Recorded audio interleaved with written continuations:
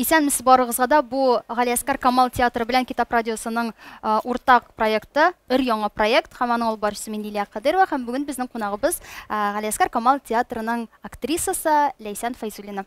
Безнең монда тамашачыларыбыз да утыра, кул чабып, көлеп утырырга ярый. Янәгез, инде экранның теге яктагыларга безнең әйтәсебез килә, сез дә шушында килеп, актерларны тотып карый аласыз. Менә килгән тамашачылар Ләйсәнне тотып карадылар. Шуны микән, юк микән дип. Ләйсән, ничек хәлләрең?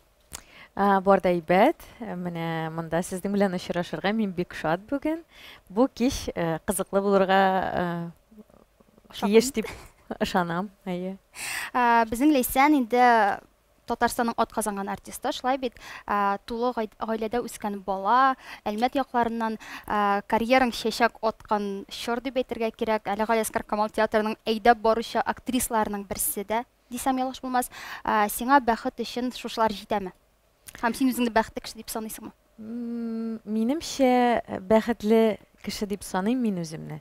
Ләкин ничектер алга барыр өчен һәр вакытта ниндидер күңелдә канәгатьсезлек булырга тиеш. Чөнки канәгатьсезлек булган очракта гына без нәрсәдер эшлибез, каядыр барабыз, нәрсәдер шишәбез, каядыр ниндидер хаталар да ясыйбыз.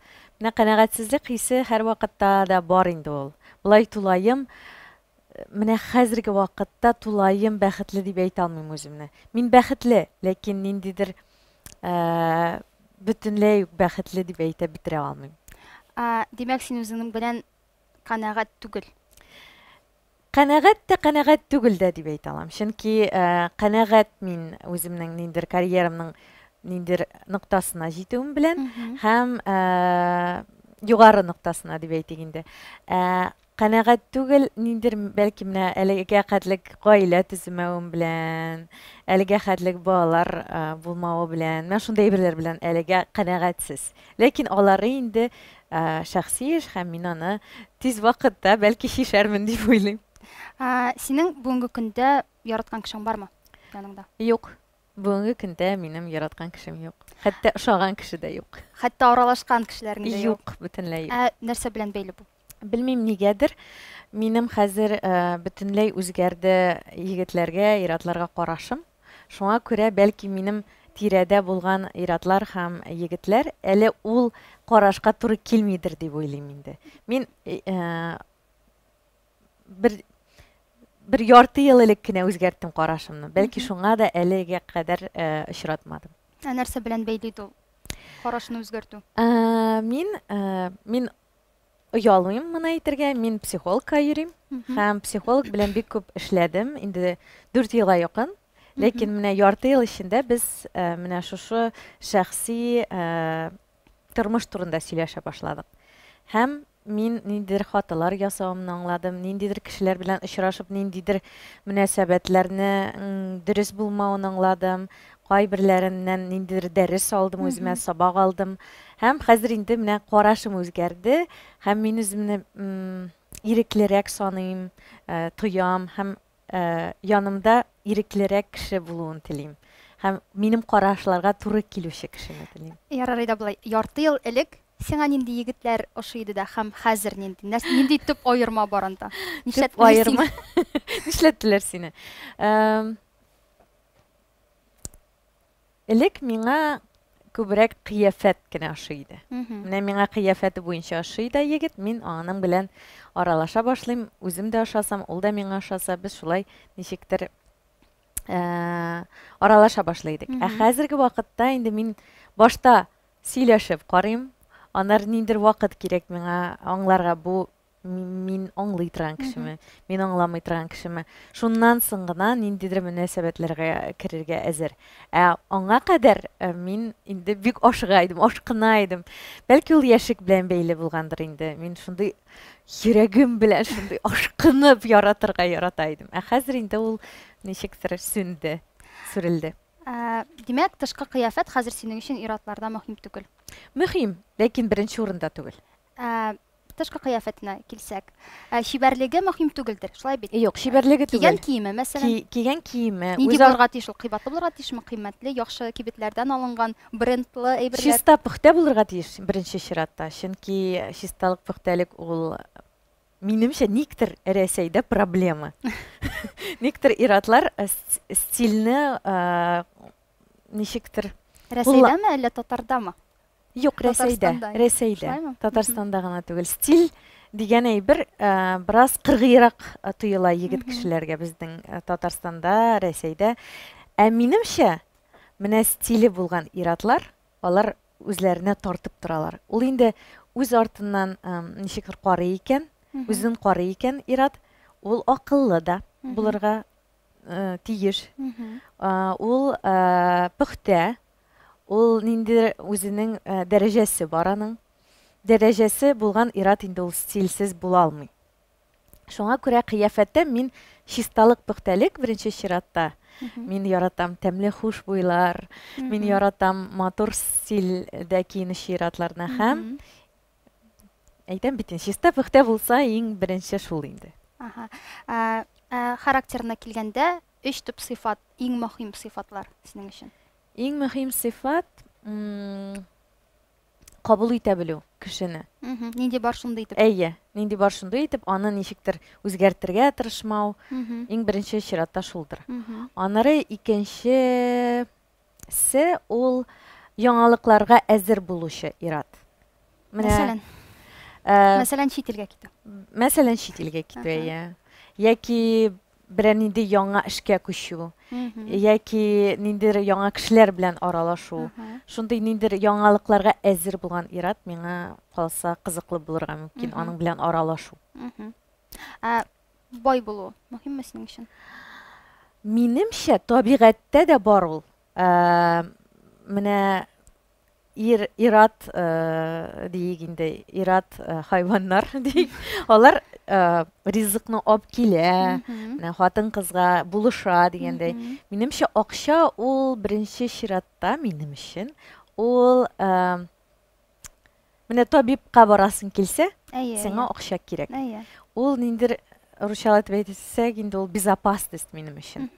Менә шуңа күрә мин акчаны ничектер менә кирәкми, ул мөһим түгел дип әйтә алмыйм. Ул мөһим. Бигрәк тә бүгенге көндә. Мәхәббәт белән акча арасында мәсәлән шундый һич булмый торган хәл килеп чыкса, сиңа сыйларга кирәк булса, нәрсәне сыйлар идең? Менә үлеп гашык булдың, ләкин ул егетнең бер тин акчасы юк. Яисә син андый егеткә гашык була алмыйсыңмы? Мин мәсәлән була алмыйм андый егеткә гашык. Мин дә була алмыйм. Дөресен әйтик, анда синең була алмыйм, чөнки мәхәббәт ул сүрелергә мөмкин шулай. Бер нәрсә булмыйча, егет кеше диванда ятып, бер нәрсә эшләмәсә, мәхәббәт була алмый инде мондай гаиләдә яки мондай нәрсә. Син килешәсеңме, менә акча булмаса гаиләдә, ул иң төп проблемаларның берсе түгел, менә иң беренче проблема. Менә шулай бергә корылып китә. Тегесе дә килеп бәрелә, монысы да, шайтырып гаилә таркалырга мөмкин. Ул таркатырга мөмкин булган бер әйберләрнең берсе, ләкин ул беренче урында түгел дип уйлыйм. Беренче урында ул бер-береңне аңламау. Ниндидер балалык хисе, инфантилизм диләр инде аны. Бер-береңне ишетмәү. Чөнки ничектер акчасызлыктан бергәләшеп чыгып була. Һәм иратның башы булса инде, акыллы булса, ул каяда булса эшләп акча эшли ала. Һәм хатын кызда хәтта. Алар бергә ничектер нәрсәдер уйлап чыгара алалар. Бер-берсен аңламасалар инде, алар акча белән дә бергә яши алмаячаклар. Егетләр темасын бик иртә башладык. Бераздан соңрак бирәмен бу сорауны дигән идем, ләкин шу урында бирмәсәм, аннан соң урыны булмас. Син озак һәм бик җитди итеп Идел Кыямов белән йөргән идең, мөнәсәбәтләрдә идең. Озак түгел инде, ләни. Нәрсә иде ул? Озак булмагач, бик җитди дә булмадымы ул? Ни өчен сезнең аралар өзелде, ничек булай барып чыкты? Һәм бүгенге көндә сиңа моның турында сөйләүе авырмы? Юк, авыр түгел. Мин әйтәм бит, мин психолог белән эшләп, мин хәтта хәзер бер кемгә дә үпкәм дә юк. Тирән булган яралар да ничектер хәзер инде дәваланды дип әйтә алам. Идел Кыямов ул бик аның кыяфәте шул кадәр кызыклы иде миңа. Мин бер кайчан да модель егетләр белән аралашкан юк иде һәм аның кыяфәтен күргәч минем башым әйләнде. Мин барысын да оныттым һәм мин бу хискә менә ничектер бик шулай җиңел генә бирелдем бу хискә һәм мин жәлләмим ничектер кайчандыр шулай булды. Ник булды инде дип тә әйтә алмыйм. Ул булган, ул вакыт өчен шулай кирәк булгандыр. Мин аннан үземнең сабагымны алдым һәм хәзерге вакытта мин аңа рәхмәтле хәтта. Чөнки хәзер мин модель егетләргә карамыйм. Менә ул кыяфәт белән бәйле дидем бит инде. Мин хәзер ул кадәр кыяфәткә исем китми. Димәк, син аның кыяфәтенә гашык булдың да, аннан соң эчке дөньясын белгәннән соң син... Юк, аның эчке дөньясы да кызыклы иде. Ул татарча бик рәхәтләнеп сөйләшә. Без аның белән татарча рәхәтләнеп сөйләшә идек. Без аның белән көлә идек рәхәтләнеп. Кызык иде, ләкин безнең яшь арабыз зур иде. Һәм шуңа күрә аңлашылмаучылык та килеп чыкты. Ул армиягә китте, ә мин монда калдым. Һәм без менә шул аерылган вакытта аңладык. Безгә бу мөнәсәбәтләр әлегә кирәкми дип аңладык. Димәк, сез дустана мөнәсәбәттә аерылыштыгыз. Берегез дә бер-берегезгә үпкәләмәдегез. Менә психологка бардым дисең, психологка мин дә йөрим. Һәм мин беләм, һәр вакыт психологка барыр өчен ниндидер этәргеч булырга тиеш. Ниндидер менә шундый бер вакыт, бер момент килеп җитә тормышта. Син яшисең, менә һәм бер вакытны син аңлыйсың, аха, миңа кирәк. Һәм синең нәрсә булды ул? Нәрсә булды, Нәрсә булды дип, менә мин аны никтер бәйли алмыйм нәрсә беләндер. Ләкин күңелдә туды үз-үзеңне аңламау шундый хис бер вакыт. Шул 4 ел элек булгандыр ул. Мин изләнә башладым.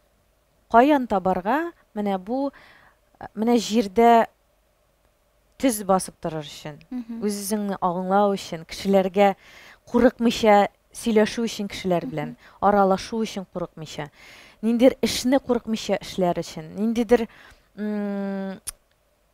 тормышта ниндидер үзгәрешләр ясау өчен. Һәр вакыт ниндидер куркулар туа иде минем. Мин уйлыйдым, ник соң мин шул кадәр куркам? Үзгәрештән куркам, ник мин кеше белән сөйләшергә куркам, аралашырга куркам, нир мөнәсәбәтләргә керергә куркам. Шуларны эзли мин психологка барып җиттем. Һәм беренче 2 консультация миңа ошамады. Мин кызык түгел, нәрсәдер килеп тә чыкмый. Сөйләп тә булмый бит. Сөйләп тә булмый. Ачу да килә башлый әле ул кешегә. Ниндер сораулар бирә, тозсыз дип тоела иде хәтта алар. Ләкин шуннан соң мин күнегә башладым һәм аңлый башладым, моның файдасын күрә башладым. Һәм шуннан соң инде ниндидер сорау озак вакыт эчендә синең күңелеңдә тора икән, аны шишәргә кирәк дип, менә шулай психологка барып килгәлим. Ләкин теге ай сайын җөрим дип әйтә алмыйм. Ярты елга бер булырга мөмкин, хәзер 3 айга бер булырга мөмкин. Һәм хәзер бәяләр дә үсте. Психологка барып бик эшсез түгел. Хезмәт хакы үсмәде, име? Дөрес. Психологның төп эше бит инде ул тыңлау. Һәм күпчелек кешеләр әйтә, менә психологка барып акча әрәм иткәнче, үзеңнең якын кешеңә килеп, үзеңнең бөтен проблемаларыңны сөйләсәң, һәм ул сине чынында чын күңелдән тыңлап утырса, мәсәлән, аның эффекты шул кадәр булырга мөмкин диеп. Синең бар әниең. Ни өчен, мәсәлән, син әниең белән сөйләшеп карамадың, һәм бу курку хисләре, ул бит инде менә кешедәге проблема, ул һәр вакыт бала чактан килә. Ул шуның белән бәйли идеме? Сиңа психолог менә нәрсә дип әйтә? Беренче чиратта кешеләр әти белән әни белән булган мөнәсәбәтләрне, проблемаларны шишәргә бара психологка. Шуңа күрә әни белән психолог кебек сөйләшеп булмый. Димәк, синең әтиәнең белән проблемаларың булды ниндидер? Ул бөтен кешенеке дә бар. Юк, бар шундый кешеләр, аларның проблемалары юк. Ул бик сирәк кешеләр. Мин андый кешеләрне хәтта күргәнем дә юк. Беренче чиратта әти белән әни бер нәрсә 3 яшьтә әйтергә булыр мөмкин алар сиңа. Алар аны хәтта аңламый. Шундый сүз бар, менә кичкенә баланы син кибеткә чыгыр өчен менә калдырып китәсең. Һәм ул вакытта, йоклаган вакытта ул уянып китсә, һәм әти-әнисенең янында булмауын күрсә, ул үзен ташландык дип сөйзә башлый икән. Һәм шуннан соң аның шуннан ук инде проблемалар башланырга мөмкин. Шуңа күрә әти-әни белән психолог кебек сөйләшүне мин дөрес түгел дип саныйм. Чөнки син әниең белән bütün әйберне сөйләшеп бетерә алмыйсың. Беренчедән, икенчедән син әниеңне саклыйсың. Начар сүзләр әйтмисең аңа, син мине үпкәләттең дип тә әйтә алмыйсың хәтта. Менә шуңа күрә психологка бару ул барлык темаларга сөйләшә алу. Ул җинси мөнәсәбәтләрме, ул мондый мөнәсәбәтләрме, ул менә сине кемдер үпкәләтте эштә, ул да булырга мөмкин. Барысын да сөйләшеп була психолог белән. Әти-әни белән аларны сөйләшеп булмый. Хәтта дуслар белән сөйләшеп булмый. Әти-әнең белән гомумән син булай сөйләшә аласың, менә рәхәтләндереп утырып, şeyler içip bütün күбрәк әни белән. Әни белән якынрак без, чөнки мин 12 яшьтә булганда әти белән әни минем аерылдылар. Һәм хәтта мин ниндидер 7 ел әтием белән аралашмадым да. Шуннан соң мин аралаша башладым һәм без аның белән шалтыратышабыз, һәр бәйрәмдә бер-беребезне котлыйбыз. Ләкин ул кадәр үк якынлык инде бүтән тумас дип уйлыйм. 12 яшькә кадәр булган инде. Әйе. Әни белән без инде күп итеп шулай шәйләр эчеп, бер-беребез белән гөр-гөр килеп сөйләшеп, нәрсәдер әзерләп кухняда шулай рәхәтләнеп сөйләшә алабыз. Димәк, әни, ана, кыз дигән мөнәсәбәтләр сезнең 100% яхшы дип әйтә аласың син. Әйе. Әти-әнең белән әти-әнең аерылышканда ничек кичердең? Бу синең өчен травма идеме? Юк, бу минем өчен бик әйбәт әйбер, чөнки минемчә әти белән әни ничектер бер-берсен түзә алмыйча яшәсәләр, минем өчен авыррак булыр иде. Алар мин рәхмәтле әти-әниемә. Алар инде конфликтка керә башладылар. Аерылгач ул конфликт шишелде дип әйтә алам. Һәм миңа җиңелрәк була башлады. Мин мәктәптә инде ничектер шулай йөри башлаганым, үз-үземә ябылып, әти белән әни аерылышкач, мин ничектер җиңеләеп калдым. Бүгенге көндә синең әтиң гаиләдә? Юк, әтием гаиләдә түгел, әнием дә гаиләдә түгел. Балалары? Юк, бүтән. Минем әтинең беренче гаиләсеннән 2 апам бар. Миннән олырак. Алар минем аларны бер кайчан да күргәнем юк. Күрергә теләр идең? Бик теләр идем. Ник күреш алмыйсың? Ничектер әти белән әле ул темага сөйләшмәгән. Аңа барып җитмәдек. Иртә әле димәк. Син инглиз телен бик яхшылап өйрәнәсең һәм синең чит илгә яшәргә күченәсең килә дигән сүз йөри иде. Дөрес йөри, бик күченәсем килә, ләкин хәзерге вакытта менә курку бар. Ничектер күчәрмен дә, беркем белән дә аралаша алмам, беркемне аңламам, шундыйрак культура буенча инде ниндидер туры килербез микән, һәрбер милләтнең, һәрбер илнең үзенең ниндидер традициялары бар, аларны инде ничектер кичкенә чактан күреп үскән, мин ничектер 30 яшьтә килеп утырсам, ничек булыр микән дип уйлыйм. Аннан соң уйлыйм да тагын күченәсе килеп китә. Шундый. Ел сайын шулай уйлыйм инде мин аны, ләкин әлегә курку бар. Шишелеп бетмәгән. Бәлки әле мин монда кирәктер дигән дә уйлар бар. Син инглиз телен яхшылап өйрәнеп беткәч, кенә чит илгә күченәм дип әйткәннәр иде миңа. Шулай дип әйткән. Мин монда теге сәбәп эзлидер дип уйлаган идем сине. Ул бит инде кеше теле икән, тота да эшлиш. Аны бит инде ушул мөхиткә эләккәч тә ул телне өйрәнеп бетеп була. Алар яхшырак та һәм тизрәк тә өйрәнелә. Дөрес. Мин хәтта әйбәт сөйләшәм. Бәлки синең шундый бер сәбәп кенәдер ул китмәс өчен. Әйе, дөрес. Син һаман шул моментны теге сузасыңдыр. Сузам. Миңа ниндер этәргеш кирәк, ниндер сәбәп кирәк. Кемдер бәлки килеп алып китәр. Берәрсе бәлки алып китәр. Безнең бит Финляндиягә киткән артисткалар бар, алар кияүгә чыгып Финляндиягә киттеләр. Бәлки шулай булыр ул, белмим. Әлегә белмим. Менә сез гастрольләргә йөрисез. Бит чит илләргә йөрисез.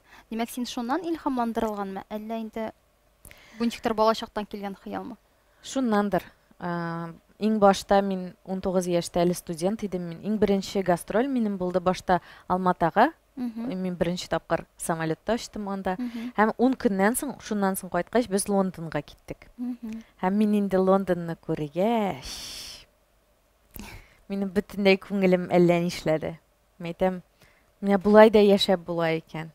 Шундый чиста, шундый матур, кешеләр шундый чибәр, шундый каралган бөтен нәрсә, әйме? Кеше өчен ничектер, кеше турында уйлап эшләнелгән күп әйберләр. Шуларны күрдем дә шок каттым. Шуннан соң кайтканнан соң мин әле 2 ай үз аңыма килә алмыйча җирдем. Чөнки әйтәм, ничек хәзер шуннан соң ничек монда яши алыйм инде мин дип уйлый башладым. Ләкин аннан соң инде мин бик күп илләрдә булдым. Кайбер илләрдә Рәсәйдән начаррак дип әйтә алам. Аларда мин яшәмәс идем. Мәсәлән? Яшәмәс идем Кытайда. Пекинда булдым, миңа бөтенләй ошамады. Ләкин Шанхай кызыклы тоелды, ләкин тик сәяхәт итү өчен генә. Мин анда яшәмәс идем. Анда ризык та юк, без ашый торган, анда юк җылылык юк анда. Аллаһ Тәгаләгә ышанмыйлар анда. Бөтенесе атеист. Хәтта анда бер аралашкан кыз әйтте бездә, хәтта ниндер вөҗдан дигән сүз дә юк. Шундый оялу дигән сүзләр юк. Намус дигән әйбер сүз юк, андый әйберләр юк бездә. Менә син чит илгә күченер идем дисәң, ничек туган якны менә син ташлап китәр идең?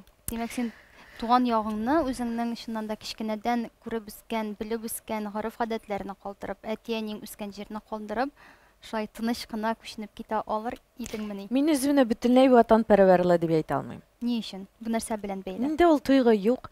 Мин сусамагандыр аңа, шуңа күрә. Минем гаиләдә татарча сөйләштеләр һәр вакытта да. Мине бер кайчан да татар дип кимсетмәделәр. Мин татар гимназиясендә укыдым. Мин татар театрында эшлим. Мин укыганда гел татарча сөйләштем. Минем әбиләрем татарча сөйләшә. Мин бер кайчан да кимсетү хизен тоймадым. Шуңа күрә мин ул кадәрек менә ватан, вөҗдан дип теге шундый фанатик рәвештә шулай дип әйтә алмыйм. Мин аны яратмыйм да, ишеткәндә дә шундый бераз күңелем әллә нишләп китә. Юк, мин дә менә татар теленә сусап үскән бала түгел.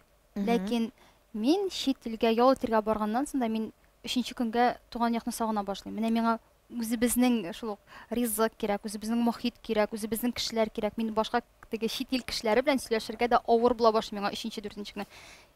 Киресенчә, димәк, син шушындый мохиттә үскәнсең, ничек син шуннан баш тартып?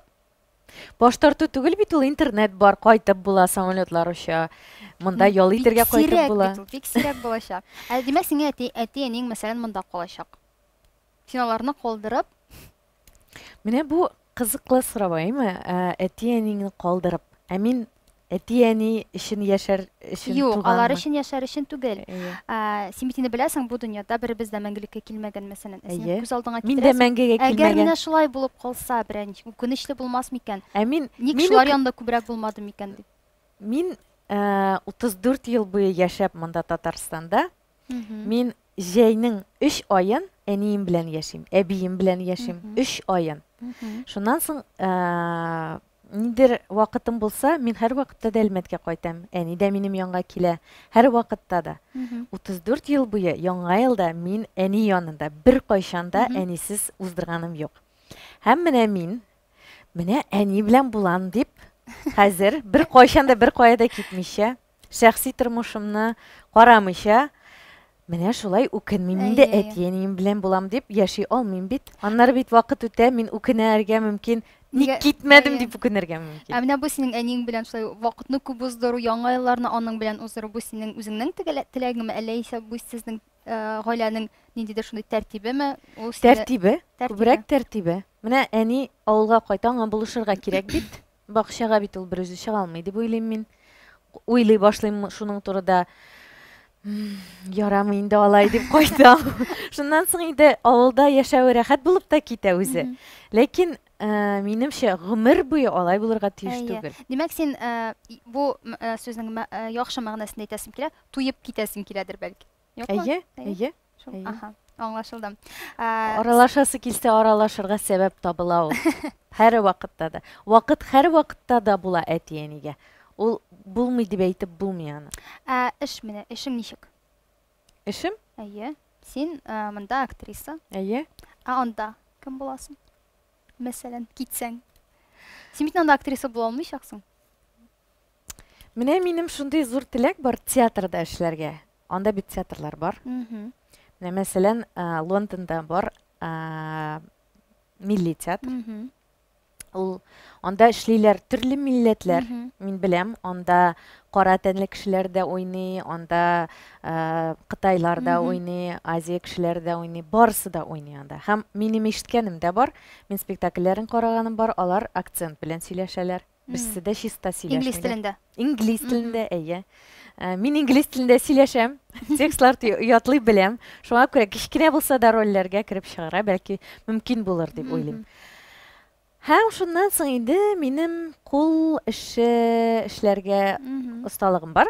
Һәм мин моны хәзер инде күбрәк үстерә башладым. Шигәм мин бәйлим. Хәтта бер кибет минем бәйләгән әйберләремне быел сатып алды. Һәм аларны хәзер кешеләргә сата. Күптән түгел генә Zara Home дигән кибеткә кергәнем. Анда шигелгән яулыклар. Алар 3900-гә сатыла. Мәйтәм, нишләпсең мин шундый яулыклар шикмим дип уйлап куйдым. Алар нәкъ татарча шигелгән, менә шундый тамбурлы, гладь белән шигелгән шундый гади яулыклар. Менә шундый эш белән шөгыльләнә алам мин. Мин шөгыльләнә аламмы, яисә яратып шөгыльләнер идем? Яратып шөгыльләнер идем. Чөнки мин курыкмыйм ул эштән. Күпме булса да, күп булса да, мин театрга хәтта 8 метрлы тукыманында шигеп биргән кеше инде. Аңардан курыкмыйм мин. Галиәсгар Камал театрында бара торган Зәңгәр шәл спектаклендә дә синең кул эшләнмәләрең кулланыла. Барысына син шиккән дип әйттеләр миңа эшләргә. Барысы да. Сиңа моның өчен Галиәсгар Камал театрыннан акча түләделәрме? Түләделәр.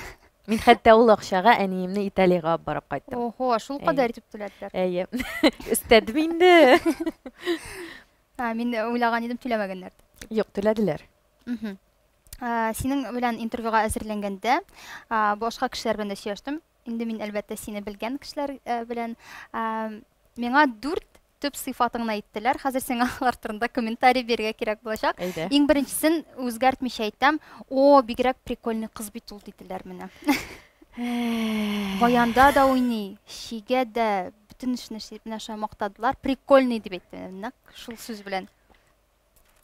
Ярый шулай дигәннәр. Мин әле моңсу дип әйтерләр дип уйлаганым. Юк, андый сыйфатлар әйтүче булмады. Икенчесе сәер диделәр. Менә сәер. Мин ниндер вакыт эчендә кешеләргә үземнең сәер түгел икәнемне исбат итәсем килде. Хәтта психолог белән сөйләштем бу турыда. Ләкин миңа психолог шундый зур рөхсәт бирде һәм үзеңә дә аны рөхсәт ит диде.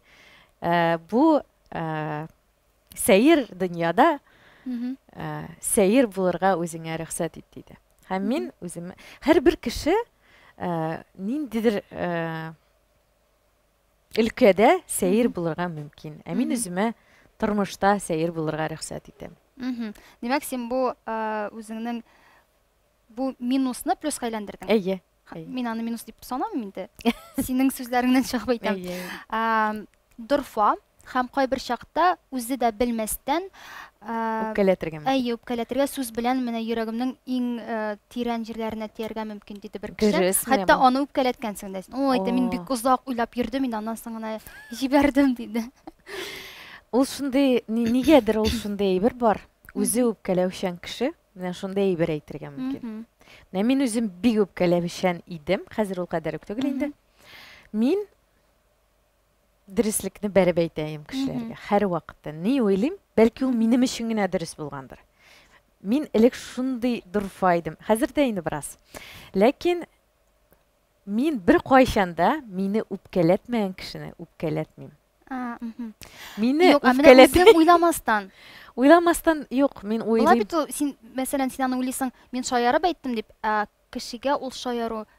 Мин хәтта шаярмыйм да дурфайдым. Мине кеше үзе үпкәләткән икән, мин аңа кайтарам. Хәзер инде ул кадәр түгел. Ул хата, ул шулай итү. Ләкин элегрәк гел кайтара идем. Ярар, аңлашылды. Һәм шибәр диделәр. Ансы бар инде. Шаярам. Шибәр, рәхмәт. Мин үземне шибәр дип санамыйм, ләкин сөйкемле дип саныйм. Ниндер сөйкемле сөягем бардыр дип уйлыйм мин. Шибәрлекнең бәлки минем күңелемдә ул стандартлар ничектер югарырактыр. Мин үзем тагы да матуррак булырга теләр идем, тагы да шибәррәк. Һәрбер кеше үз матурлыгына ия, шуңа күрә мин яратмыйм кешене бу шибәр түгел дип әйтүне. Мин яратам һәрбер кешенең үз шибәрлеге бар дигән сүзне күбрәк яратам. Ул гөнаһ та дип санала бит әле кешегә ямсыз шибәр түгел дип әйтү. Синдә бернинди уколлар, ботокслар юк, шулай бит. Күренеп тора бит инде юклыгы. Ләкин синдә бар татуировка. Бар. Нәрсәне аңлата, нәрсәгә син аны ясаттың, ничә яшь иде сиңа, һәм бу синең ниндидер теге протест кебек идеме?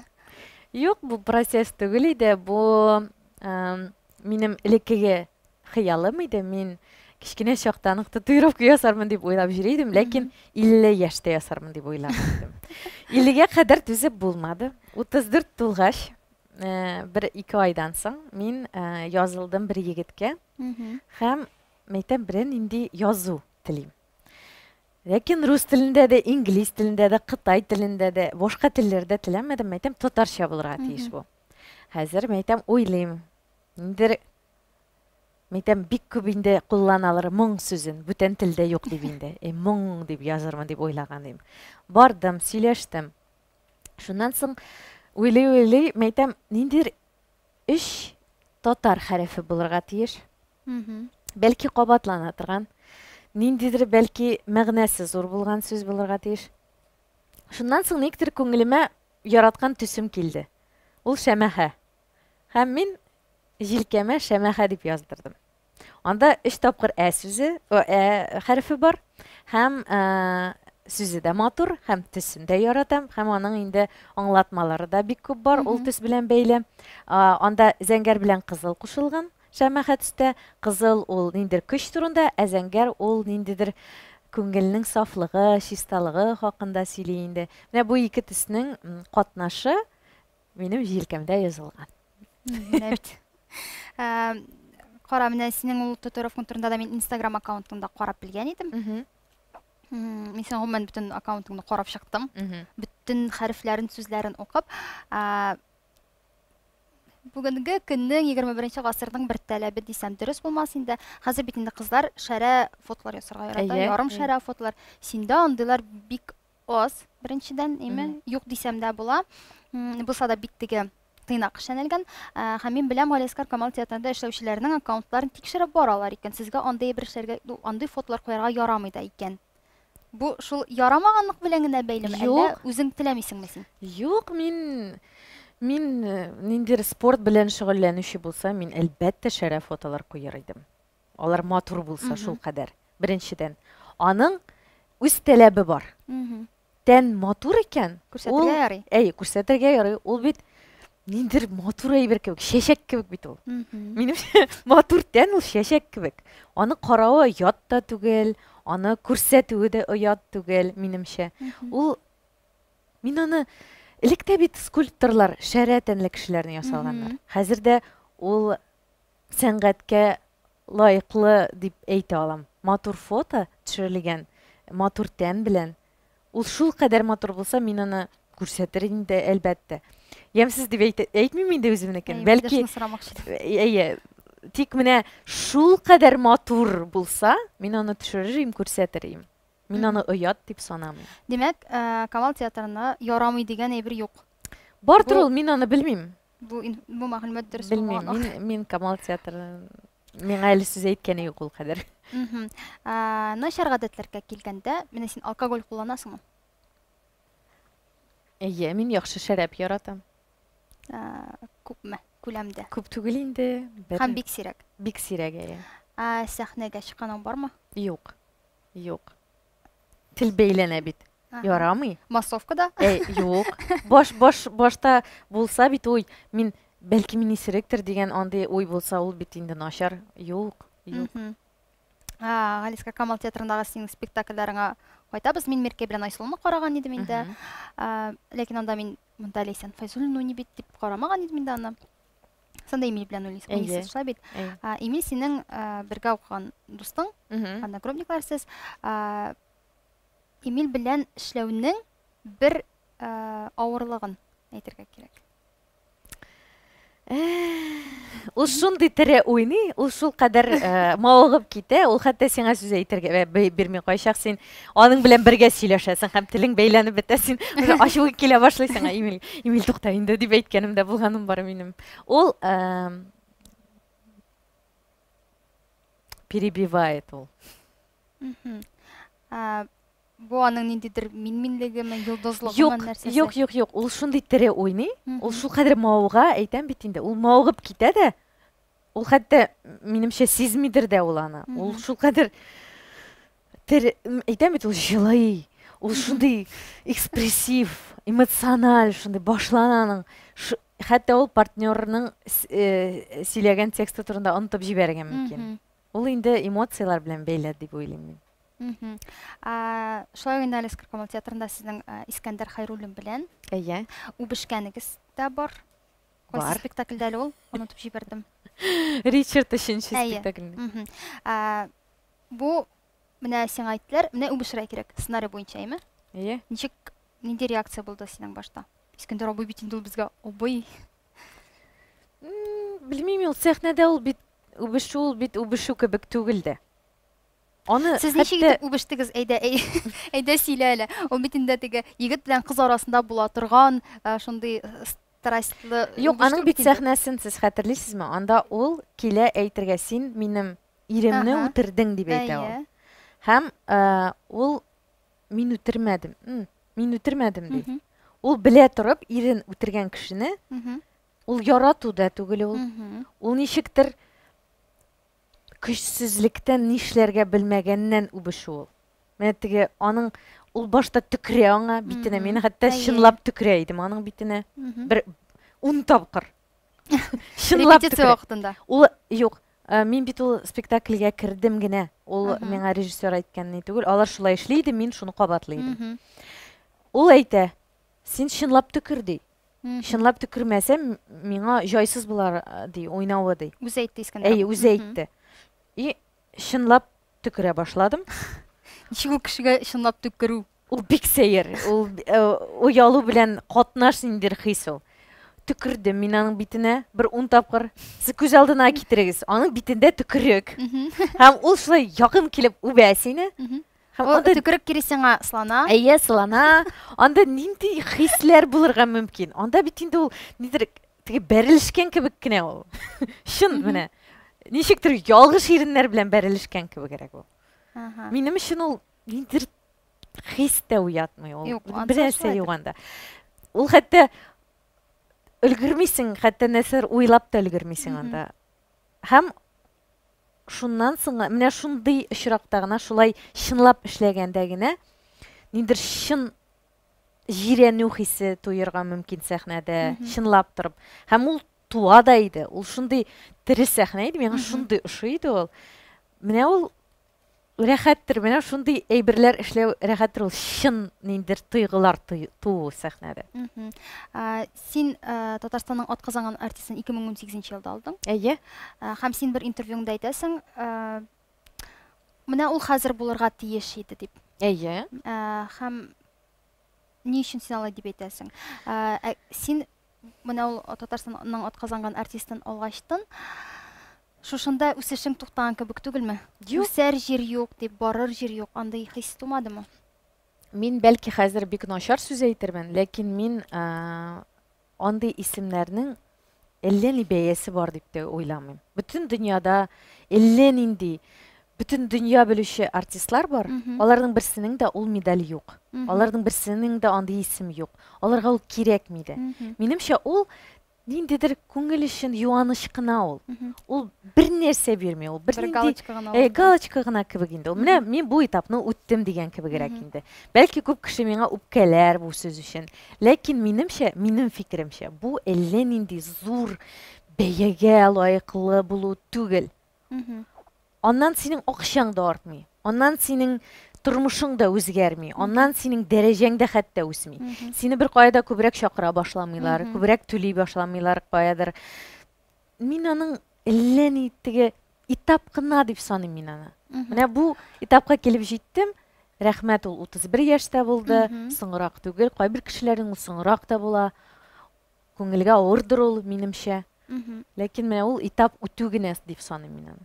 Халык артисты исеменә мөнәсәбәтең ничек? Анда инде льготалар юк инде. Минемчә анысы да этап кебек кенә. Ул бит синең дәрәҗәң булса, сиңа льгота да кирәкми. Кайдыр синең ул бит мин беләм, минем әниемнең бар халык артисты исеме. Аның ниндидер ташламалары бар. Квартплатагамы шунда, нәрсәгәдер кайдыр, больницага бару ничектер, нирәкме, җиңелрәкме шунда. Минемчә кешенең акчасы җитәрлек рәвештә булса, һәм кешенең дәрәҗәсе зур булса, аңа андый әйберләр кирәкми дә. Аңа кәгазь кирәкми, аңа медаль кирәкми. Аның үз дәрәҗәсе бар, аңа дәлилләр кирәкми. Ни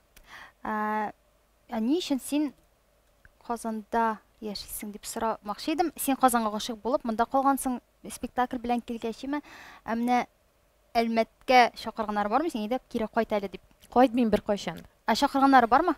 Юк. Нишләп кайтмыйм бер кайчанда? Нишләп мондый? Минем иң авыр вакытларым Әлмәттә булды, мәктәп вакытлары. Мин мәктәптә бик начар укыдым. Эшлүләрем күбие минем. Миңа бик авыр иде дуслар табу. Мин шул кадәр үземне ниндер кимсетелгән дип саный идем балачакта. Һәм иң авыр вакытым минем мәктәптә узды. Минем хәтта бер бик мине каһәрләгән укытучым да булды. Мин аны әлегә кадәр хәтерлим.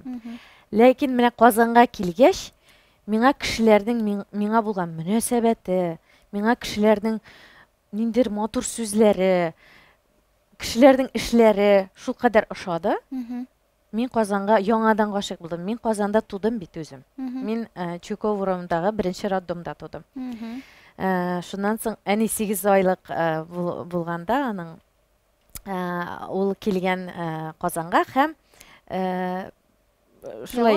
ялгыш кына тапкан мине. Мин Казанда каласым килгәндер инде. Ул шул вакыттан ук әнинең карынында булган вакыттан ук. Шуңа күрә минемчә Казан ул монда минем дусларым, монда минем яраткан коллегаларым, монда минем яраткан театрым. Ни өчен укытучыны каһәрләдең? Укытучы мине каһәрләде. Ни өчен? Минем аны инде мин соңрак белдем, дислексия дигән диагнозым бар. Ул менә укыганда кайбер хәрефләрнең урыны алмаша, ул күп эшләсәң үз өстеңдә, ул кадәр сизелми. Хәзер инде мин ул кадәр начар укымыйм, ләкин мәктәптә мин иҗекләп укый идем, бик начар укый идем. Мин мәсьәләләрне аңламый идем. Һәм шуңа күрә аны дөрес итеп шишә дә алмый идем. Аны бер кем дә белмәгәндер инде мәктәптә дә, аңламагандыр инде. Бер вакыт мин белмәгәнмендер ничек язылганын. Японский батарея дигән сүзне язганмын Е хәрефе белән. Я хәрефе белән түгел. Һәм килде зауч безнең укытучы, ул хәзер әйтмим иде, исеме белән ул башка җирдә эшли, аны бөтен кеше белә, шуңа күрә әйтмим.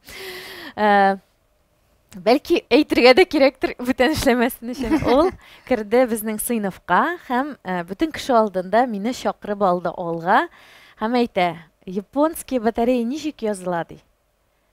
Мин булай карадым да каушадым, калтырый башладым. Бу әйтә: "Японский батарея ничек языла?" И тавышы тагы да көчәя барды. Ул шул кадәр кычкырды миңа.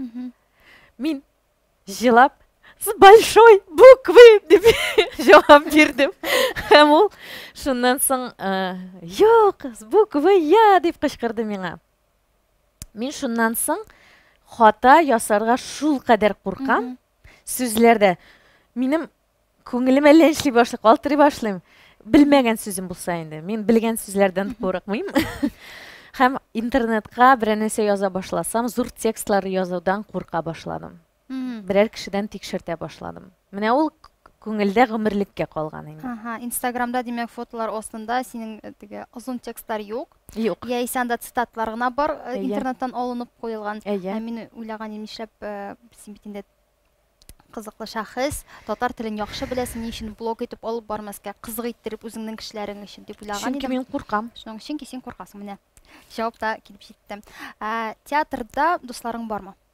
Игъмумән театрда дуслык бармы? Бар. Шын дуслык. Әйе, шын дуслык бар. Без курсташлар булып башладык бу дуслыкны. Гөлшәчәк Хамадинурова, без аның белән, аның әтисе белән минем әнием таныш. Алар без экзамен биргәндә, без сынау биргәндә утырдылар баскычта, университет каршында һәм икәүләшеп сөйләшеп утырдылар безне көтеп. Шуннан соң әтисе Гөлшәчәкнең әйткән, Гөлшәчәк менә бу кыз белән һәр вакытта да дус бул дигән. Һәм шуннан соң без беренче курстан бирле шулай дус булдык. Хәзерге көнгә кадәр без дуслар.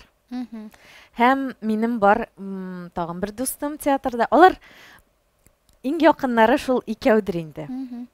Менә Гөлназ Хасанова дигән кыз, ул безнең видеолар бик күп төшерә.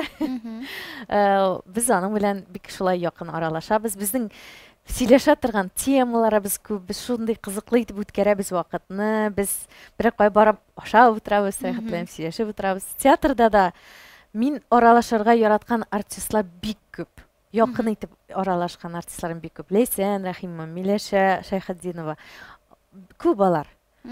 Һәм мин әйтергә телим, мин театрны күбрәк кешеләр өчен яратам, коллегаларым өчен яратам. Чөнки алар дус була беләләр. Алар мәрхәмәтле була беләләр. Алар бик кызыклы шәхесләр күбесе. Димәк, сезнең театрда бер нинди конкуренция дигән әйбер юк. Бер-берсенең костюмнарын кисеп ташлау. Ул бит инде 19-нчы гасырда калган. Кем белгән? Юк, андый конкуренция юк. Ләкин бүтән җирдә дә кичкенә генә конкуренция булырга тиеш. Ул бит инде, әйе, син үсеш турында да ул ниндидер кадагатьлек турында да ул үз-үзең белән сине мактыйлар бит инде, рәхәт бит инде. Кемнедер мактагач үзеңне дә мактатасы килә бит инде. Артист кеше бит ул мактауга мохтаҗ. Бүтәнесе дә аларның. Мин менә Мәскәүгә бардык без, Вахтангов театрында. Шунда бераз гына мине мактап алганнан соң шул кадәр күңел үсте инде. Шул кадәр менә йолдыз итеп туя башлыйсың үзеңне. Озакка түгел инде ул, 1-2 атнага булса да, Минемчә конкуренция шунда. Ниндер макталуга мохтаҗ икәнсең. Сине мактасалар, ул инде менә конкуренцияны бераз үткән кебек буласың. Менә шул гына ул. Ярар, синең фанатларың күпме? Минем фанатларым, белмим, юктыр да кебек алар минем. Минем подписчикларым да күп түгел. 1500 генә. Бармы һәрбер спектаклеңне килеп караучы берәр егет, чәчәкләр җибәрүче? Илек бар иде. Хәзер юк. Өйләндеме? Белмим, иләнде бугая. Күбрәк кызлар яза миңа, егетләр куркадыр язарга. Шулайдыр, мин дә шулай дип белим. Көчле кешедән куркалар бит егетләр, көчле хатын кызлардан дип әйтәсе килә. Һәм инде безнең тапшыруыбыз татарча булгач, татар телендә үзебезнең милләтебез өчен без бит инде хезмәт куябыз. Татарлар турында да сорау бирәсем килә. Ул булайрак яңгырый, ни өчен татар халкы тыйнак? Нәрсә белән бәйле һәм бу берәр кайчан бетәчәкме һәм анда ниндидер ярамаган темаларга сөйләшү яраяшакмы берәр кайчан? Хәзер инде күбрәк сөйләшәбез бит инде. Хәзер әйе, әзрәк кенә, ләкин мин хәзер менә әйтми торам, чөнки без туры эфирда ярый микән, юк микән мин әле сорамадым монда режиссерлардан. Яза башлыйчаклар ятсыз, алай татар хатын кызлары андый темаларга сөйләшергә тиеш түгел дип. Мәсәлән, мин синең шул хатын кызның сәламәтлеге өчен булган җинси мөнәсәбәтләр турында да сорармын дип уйлаган идем. Шуңа туры эфир гына туктатып кала әлеге моментта. Аннан соң инде яраса без бу темаларга сөйләшәчәкбез. Шуңа күрә ни өчен татар халкы тыйнак һәм моны ничек итеп бетерергә? Аны бөтенләй үк бетерү кирәкмидер дә. Тыйнаклык бит ул булырга мөмкин үз дәрәҗәңне белеп йөрү кебегрәк. Юк, мин анысын аңлыйм. Бозык булу түгел, менә артык тыйнаклык. Менә бездә бит инде алай итәргә дә ярамый, булай итәргә дә ярамый, сүгенергә дә ярамый, ишәргә дә ярамый. Хатын кызларга гомумән бөтен әйбергә дә бер нәрсә эшләргә ярамый. Менә башын иеп кенә утырсын. Менә ул бит инде һаман да бар андый. Хәзер бит инде феминизм заманы, минемчә бу. Бездә юк ич ул. Минем күңелемдә бар. Шуңа күрә минемчә булыр ул. Алга китеш булыр, чөнки дөнья үзгәрә, бөтен нәрсә үзгәрә. Бездә үзгәрешсез кала алмабыз минемчә. Чөнки хәзерге дөнья бара ниндер бер-береңне аңлауга, аңлашу ул ашыклыктан башка була алмый. Син ашык түгел икәнсең, дөресен сөйләмисең икән, аңлашу булмаячак бер кайчанда. Һәм шуңа күрә ашылырга туры киләчәк татар халкына да, бөтен кешегә дә. Иртәме соңмы? Иртәме соңмы? Минем сорауларым әлегә тамам. Без инде тамашачыларга сораулар бирә алабыз. Безнең микрофоннар әзердер, шулай бит. Бармы сорау бирергә теләүче тамашачыларыбыз? Бармы, әйдәгез?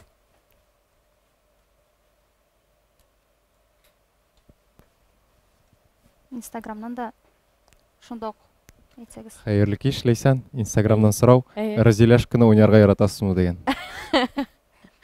Разиляшканы уйнарга яратмыйм дип әйтә алмыйм, ләкин бераз шул кадәр аны күп куйганнар бер вакыт. Шул кадәр туйдырган ул. Хәзер инде әзрәк куйгач, күбрәк яратам разиляшканы уйнарга. Һәм соңгы арада никтер без сәхнәдә үзебез көлә башладык. Һәм бер-беребез белән шаярышып, бу күңелле ниндер тамашага әйләнә башлады. Без инде пьесадан артык китмибез һәм спектакльне ватмыйбыз, сүтмибез дигәндәй, яратам. Мин яратам коллегалар белән бергә шулай көлешеп уйнауны. Тамашачыларда? Микрофон, Хәерле кич. Хәерле кич. Сөйләгез микрофонга, ул ишетелә. Ярый. Хәерле кич. Мин бөтенсенә дә шул сорауны биреп аптыратам. Инде менә сәхнәдә уйнаганда ролегездән чыгып киткән вакытыгыз бармы? Яки менә шундый көтелмәгән берәр хәл һәм ничек сез шундый хәлдән чыгасыз? Мин бит тере кеше. Минем белән төрле вакыйгалар булырга мөмкин. Чыгып киткән бар образдан. Ул шулай була. Бер нәрсә турында уйлап җибәрәсең, менә синең партнерың басып тора име? Һәм аның шәше менә булай торып баскан. Һәм син кинәт кенә никтер аның шәше турында уйлый башлыйсың. Һәм шул вакытта текст баштан өчә дә китә. Без аны белый лист дип әйтәбез инде. Шул вакытта нәрсә сөйлим әле дип әллә нишләп китәсең. Һәм партнер шуны сизеп, ниндер реплика биреп, сине шул хәләттән чыгара инде, кире кайтара. Рәхмәт. Тагын? Микрофонга тутагыз, абый. Менә бик игътибар белән сезнең сөйләшкәнне тыңлап утырдым да. Мин сәхнә иҗат кешеләрен, артистларын бик дөрес әйткәндә продвинутый дип уйлый торган идем. Менә сезнең психологка җирим дигән дигезгә миңа ничектер бик гаҗәп сәер түгел, гаҗәп тоелды. Менә нәрсә белән ни өчен дигән сорау туды. Чөнки минем үземнең кызымда да менә шуның кешеләр бар. Шуңа күрә минем аңлыйсым килә. Яра ул хотя үзе психолог. Әмма үзе психологка мохтаҗ була кайчагында. Әйтәм инде сәхнә кешеләре бик продвинутый, эмоциональ, психологик яктан. Аларда да шундый хәл буламы икән? Һәм ни өчен дип сорамакчы булам. Аңлыйм бу сорауны. Мин бу сорауга булай җавап бирә алам. Минемчә, һәрбер артистның психологы булырга тиеш. Чөнки без шул кадәр күп образлар башкарабыз, шул кадәр күп кешеләрнең тойгыларын үзебезгә сиңдерәбез. Уйнаганда хәтта менә без җәйнең бер көнендә спектаклен чыгарганда, минем күңелем шул кадәр төште, мин шул кадәр үз-үземә ябылдым. Нидер вакыт эчендә мин үз-үземне шундый бәхетсез итеп тоя башладым. Чөнки бу образ бәхетсез иде. Ул ялгыз иде. Ул ничектер бер көндә туктап калган хатын-кыз иде. Һәм мин үземне нәкъ шул хатын-кыз кебек тоя башладым. Минемчә, һәрбер артистның психологы булса, біз андый тойгыларны тоймас идек. Без ул кадәр үзебезне начар тоймас идек спектакльдән соң, ниндер яңа куелыштан соң, әйме? Һәм инде үзегез дә әйттегез аны. Һәрбер психологның үз психологы бар. Чөнки без бөтен нәрсәне дә менә булай үз-үзебездән чыгып, кырыйдан карый алмыйбыз. Ничек икән бу дип. Менә кемдер тыңлап, сиңа нидер дөрес сораулар биргәндә, син үз-үзеңне күбрәк аңлый башлыйсың. Менә шуның өчен генә кирәк ул психолог. Үз-үзеңне тагы да ныграк аңлау өчен минемчә. Әйтәмче, минем уемча, сәхнә артистларын аларның шул кадәр үрсәтмеш стержень көчле булып, бер халәттән икенче халәткә ничектер чыгу кешеләре киңрәктер дип уйлаган идем. Димәк, сез гадәти кешеләр инде. Дөрес, без гадәти кешеләр. Төрле шул гадәткә, төрле характерга уйнап тышкы яктан. Димәк, эшкә кадәр керә, эштә димәк, үрсәтмеше зацепляет инде. Әйе. Һәр вакытта да аерып битереп булмый. Бу мин уйнаган кеше дип. Һәр вакытта да аерып битереп булмый. Рәхмәт. Үзегезгә рәхмәт сорау өчен, Хәерле кичләр телим сезгә. Сез бит инде менә бик күп спектакльләрдә уйныйсыз. Һәм минем шундый сорау бар. Сезнең иң яратып башкарган ролегез һәм ни өчен аны яратып башкарасыз? Хәзерге вакытта ул иң яраткан ике образ. Берсе ул менә бу мин әйткән җәйнең бер көнендә яшь хатын-кыз образы, аның исеме дә юк хәтта. Икенчесе инде ул Хуш авылым спектаклендә мин үз әбиемнән интервью алып, үз әбиемне сәхнәгә шулай монолог белән чыгардым. Һәм менә шул образны бик яратып уйныйм мин. Ул вакытта минемчә мин ничектер әбием белән сөйләшеп алам.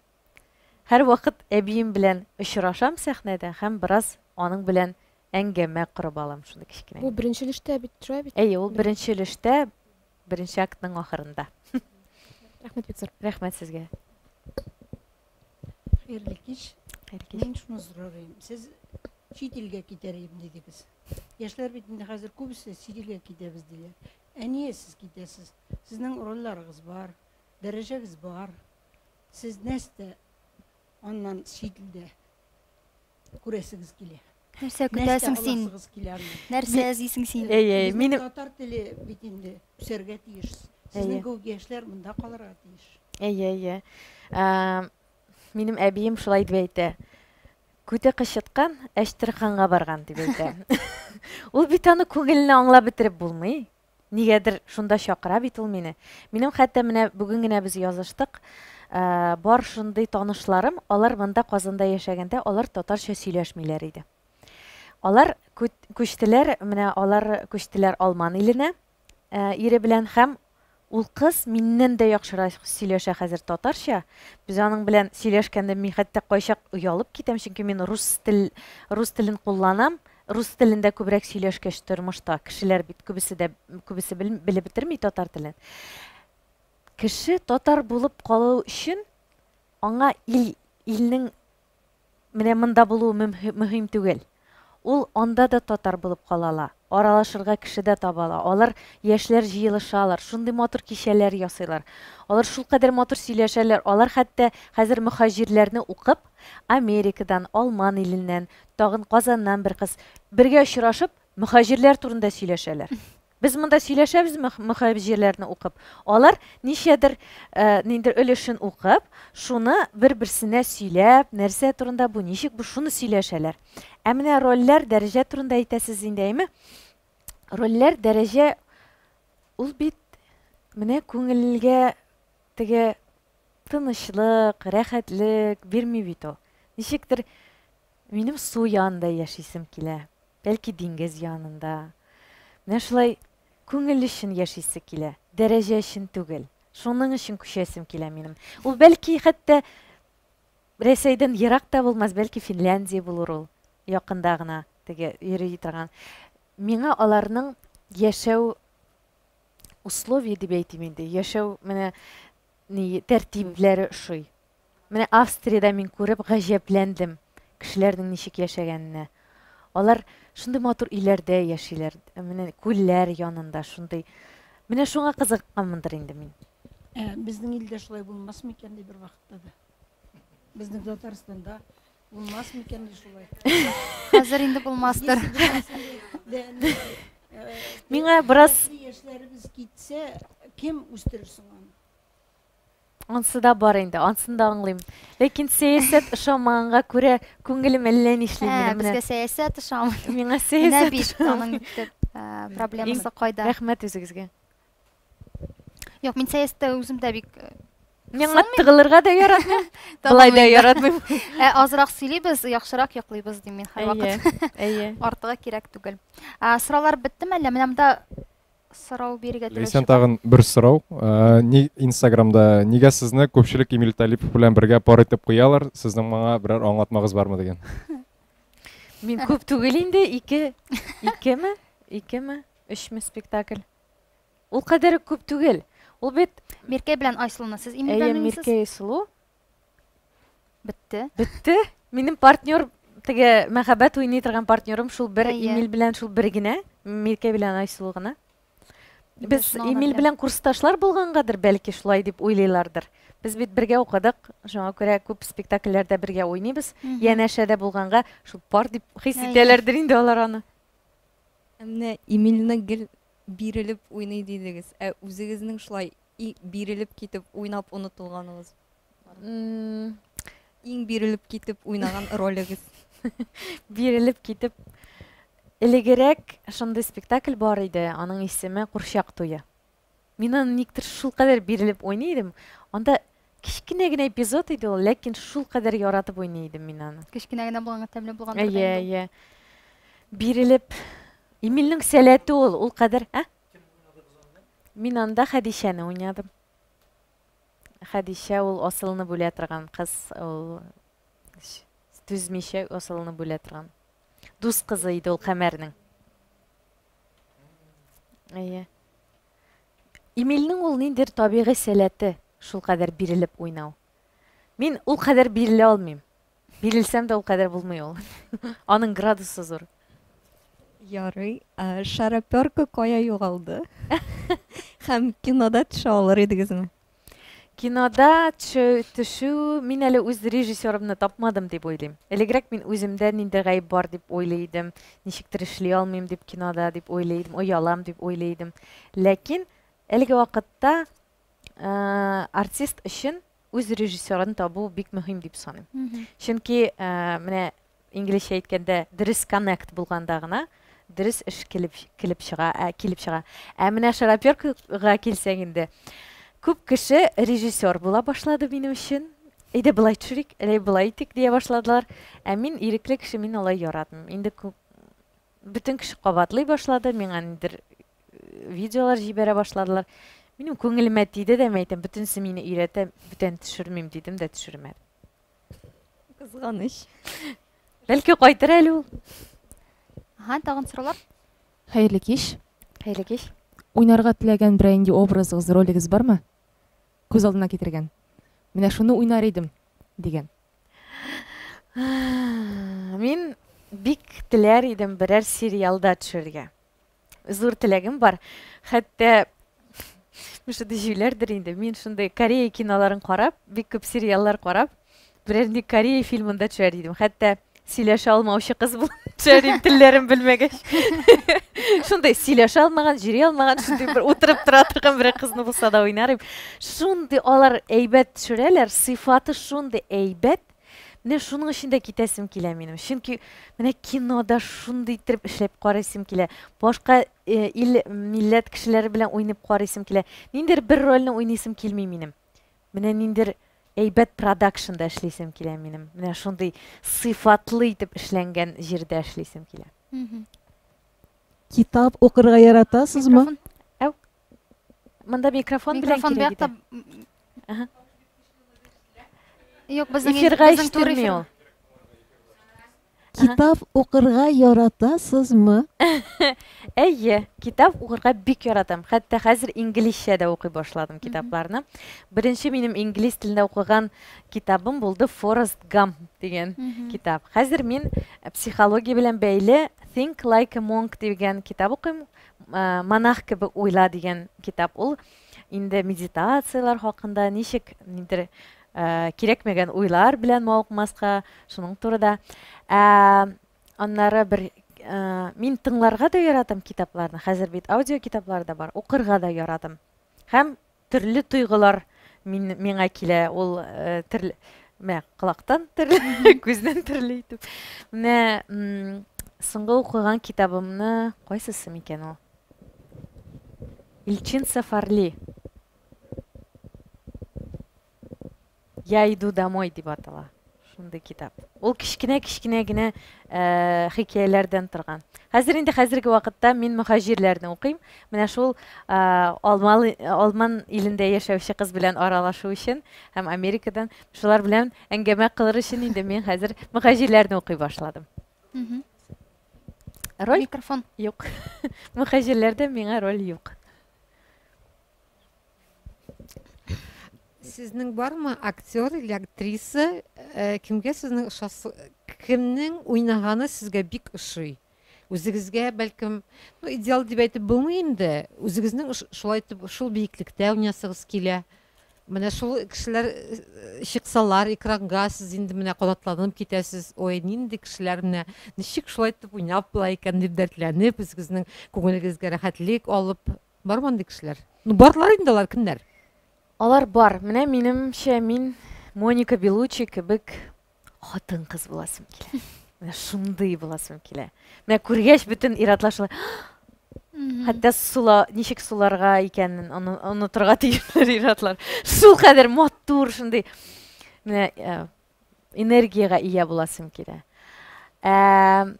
Уйнау мәсьәләсендә мин хәтта үзебезнең театрдан да әйтә алам. Менә Ләйсән Рәхимова кебек уйныйсым килә. Ул шул кадәр мавыктыргыч итеп уйный. Мин сокланам. Һәр вакытта да Ләйсән Рәхимова сәхнәгә чыкканда. Әйе. Кайбер артисткаларның нир мәгънәле итеп уйнавына гашыйк булам. Кайберсенең нинди хатын кыз булуына гашыйк булам. Мин ничектер менә бер кешене генә яратам дип әйтә алмыйм. Мин шуңа күрә бер илне генә дә ярата алмыйм. Мин бөтен илне яратам кебек.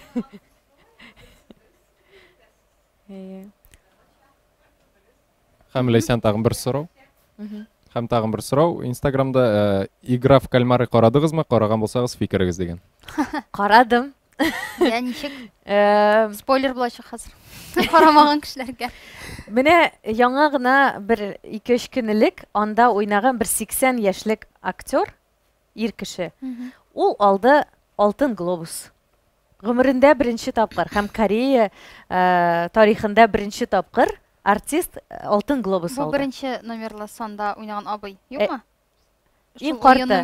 Әйе, уйынны уйлап табучы, әйе.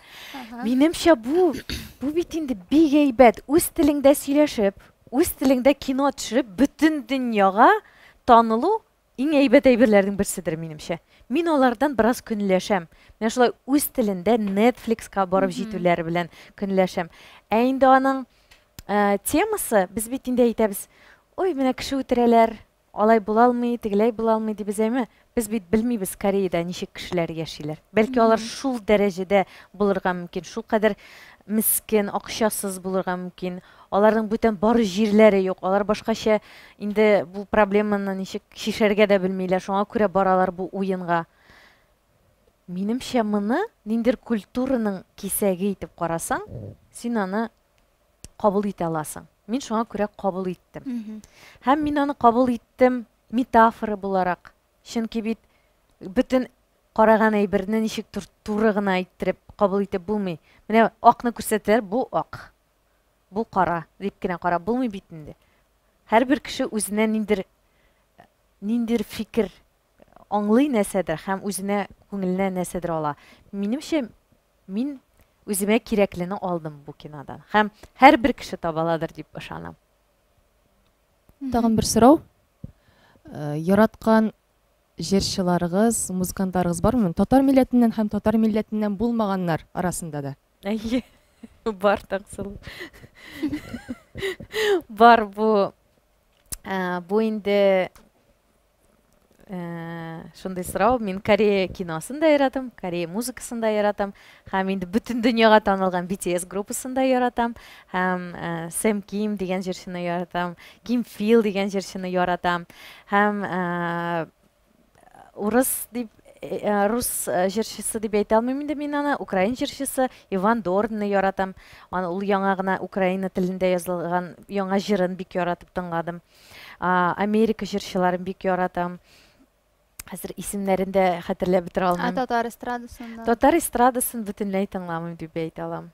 Менә минем шундый гаибем бар татар эстрадасы каршында. Ләкин мин яратам Мубайны тыңларга. Зөлфия Камалованы яратам тыңларга, яратам. Ниндер җырларын бәлки яратам. Аерым җырларын яратырга мөмкин, ләкин булай тулаем татар эстрадасын тыңламыйм дип тә әйтә алам. Клипларын бөтенләй карый алмыйм. Яратмыйм. Бар. Мин аның белән таныш. Мин яратам аның җырлавын. Ул хәтта Миркәй Сулудагы җырны җырлый. Бик матур итеп.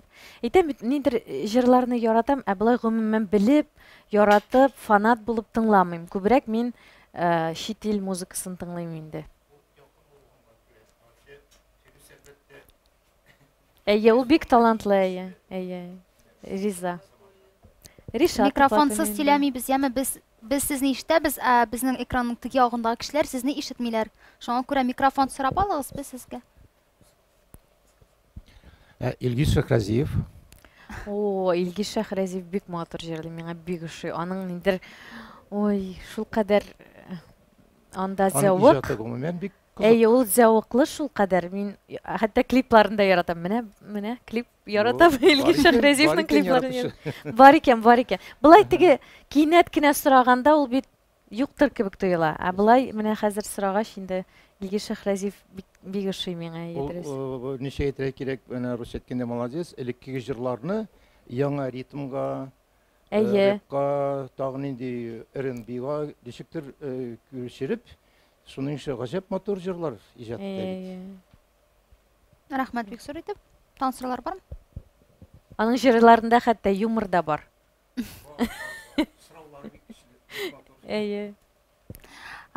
Сораулар безнең шуның белән тамам. Ләйсән, сиңа зур рәхмәт.